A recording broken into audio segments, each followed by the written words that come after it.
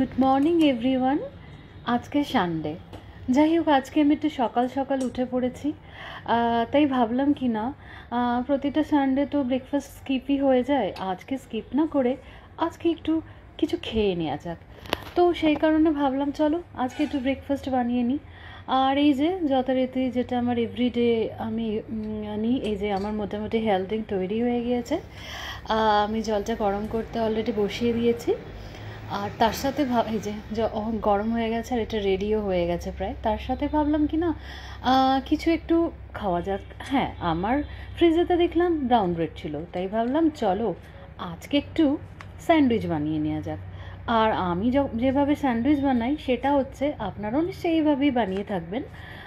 যে সমস্ত ভেজিটেবলসগুলো অ্যাভেলেবেল থাকে, যেমন অনিয়ন্স, টমেটো, কিউকাম্বার, এগুলোকে সমস্ত চপ করে নিয়ে আমি ব্রেডের মধ্যে দিয়ে দিই। আর আমার কাছে যেহেতু চিজ স্লাইসটাও অ্যাভেলেবেল ছিল, তো ভাবলাম কি না চলো আজকে একটুখানি চিজ স্যান্ডউইচ খেয়ে নেওয়া যাক। তো যাই হোক, এই সমস্তগুলো দিয়ে দিলাম। তার সাথে মানে স্বাদানুসার যতটা সল্ট সেটা দিই। আর আমি সাধারণত ব্ল্যাক পেপার ইউজ করি এবং কখনো কখনো চাট মশলা ইউজ করি। তো আজকে ভাবলাম কি না চলো আজকে ব্ল্যাক পেপারই ইউজ করে নিই। যাই হোক, আমার এই যে রেডি হয়ে গেছে আর এটা স্যান্ডউইচ মেকারে যাওয়ার জন্য একদম রেডি। আর অন্য ব্রেডটাতে একটু বাটার ব্রাশ করে নিলাম। যাই হোক, এইভাবে তো আপনারাও কি এইভাবেই স্যান্ডউইচ বানান না অন্যভাবে? যদি অন্যভাবে বানান তাহলে আমার সাথে একটু শেয়ার করে নেবেন।